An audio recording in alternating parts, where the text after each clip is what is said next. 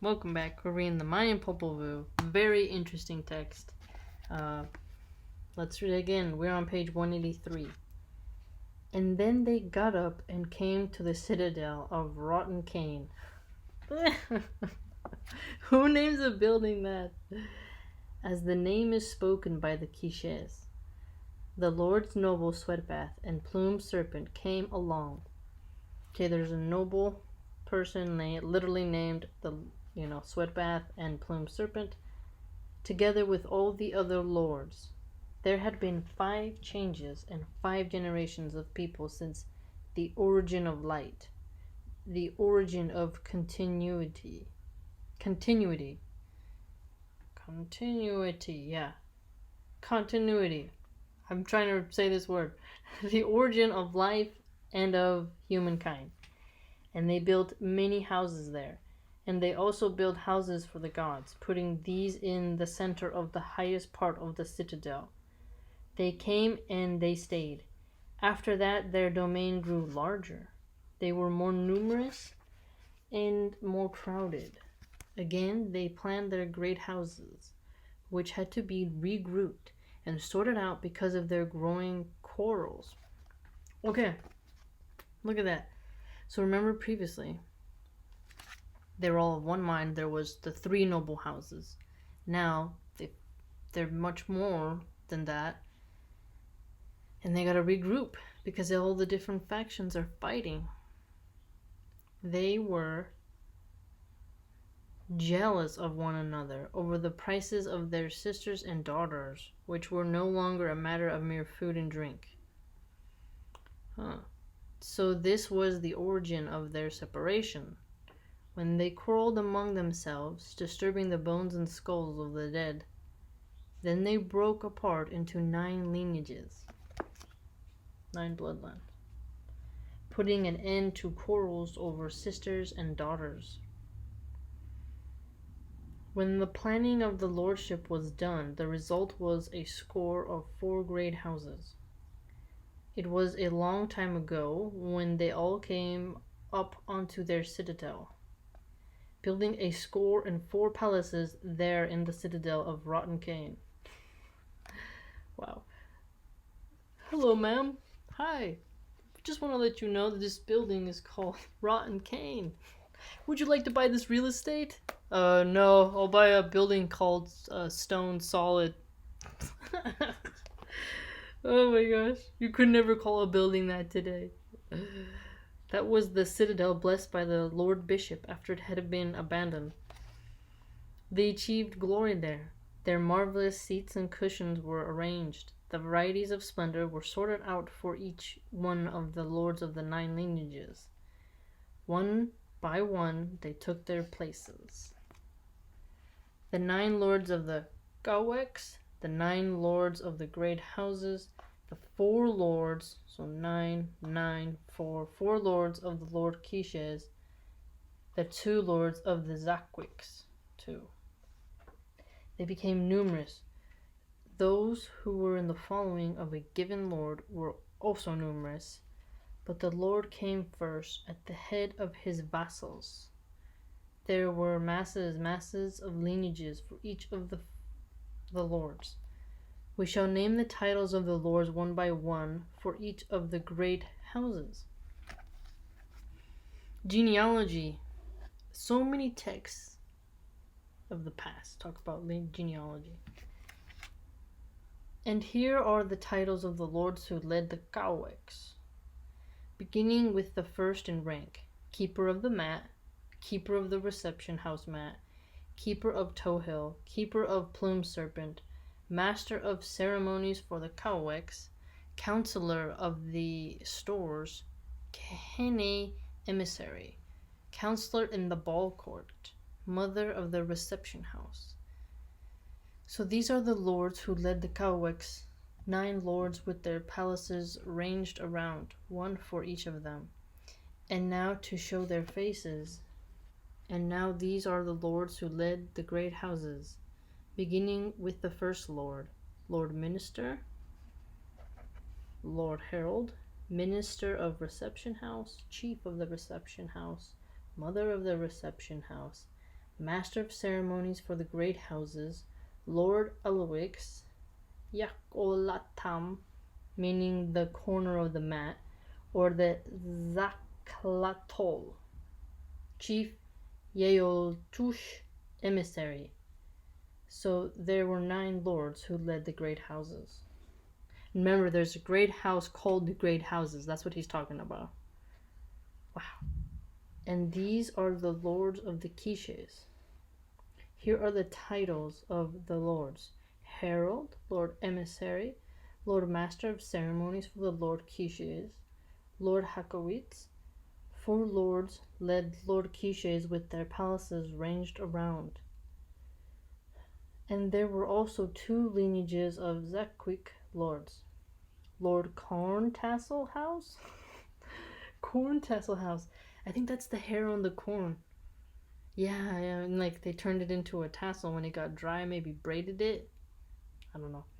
Minister for the Zakwiks, there was just one palace for these 2 lords. Such was the arrangement of the 4 lords, and there came to be 4 great houses as well. Wow. So many books have that. It's very interesting. Today, many books, I don't know, other than like religious texts, I've never read books that had like lineages like this. Well, history, right, of like King Louis XIV and the Tudor dynasty. But this just seems like longer before that, right? It seems like a value people have had. Then splendor and majesty grew among the quiche. The great and weight of the quiche reached its full splendor and majesty with the surfacing and plastering of the canyon and citadel. Okay, so they realized when they were in full splendor is when they started plastering their surroundings. That's almost like paving. Like today we pave the roads and we call that success. Then in other times it's not just a road that proves success, it's a skyscraper. So then the skyscraper becomes a symbol of success. So here in this context, the symbol of success was when they would plaster their ruins, and you can still see those in photographs today. So that's what makes this really cool, is that how they measured it was, how well were the city plastered was their measure of like economic, cultural success. And that same idea of infrastructure and aesthetics applies today.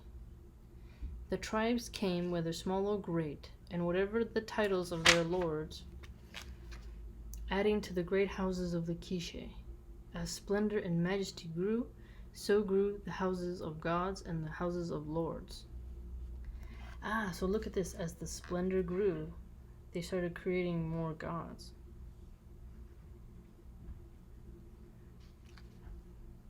Because it says houses of God, so it's implying that these polytheism. But the lords could not have accomplished it. They could not have done the work of building their houses or their houses of the gods, were it not for the fact that their vassal had become numerous. They neither had to lure them, nor did they kidnap them or take them away by force, because each one of them rightfully belonged to the lords. And the elder and younger brothers of the lords also became populous. Okay, so really getting up there. Each lord led a crowded life, crowded with petitions. The lords were truly valued and had great respect. The birthdays of the lords were made great and held high by their vassals. That's cool. So like their birthdays were like public affairs. Those who lived in canyons and those who lived in citadels multiplied then.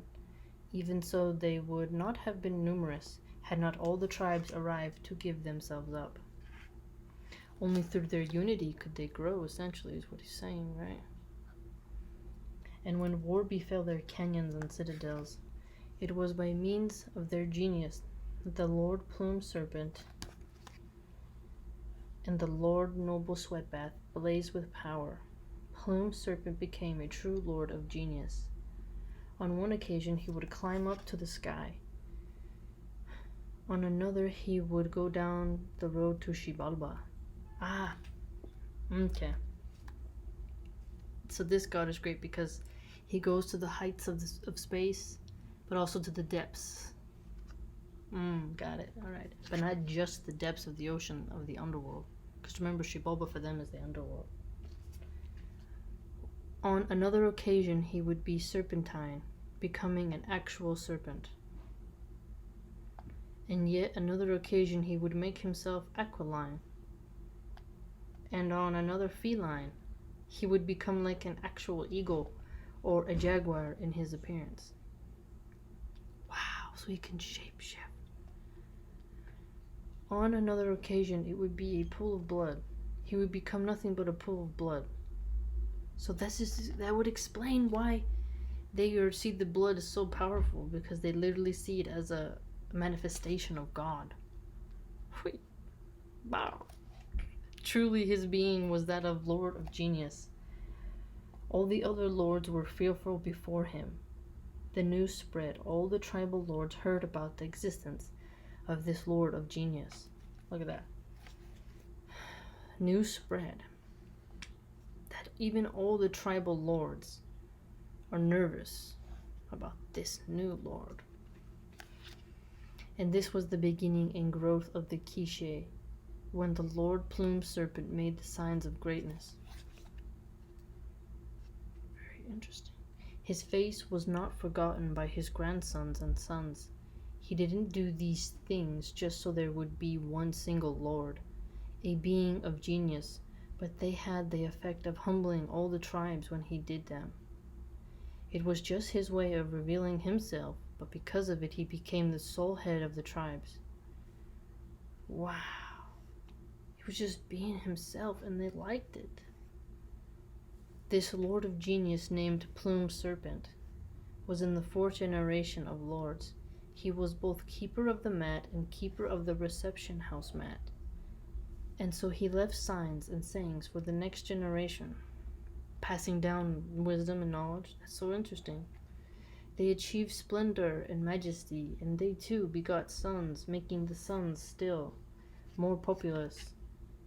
Tepepul, wow, that's cool, and Itzayul were begotten. They merely served out their reign, becoming the 5th generation of lords. They begot another generation of lords. Look at that. He would make himself feline. A dancing shaman transforms himself into a jaguar from a late classic Maya vase from Altar de Sacrificios. Wow, what an amazing text. This is one of my favorite chapters.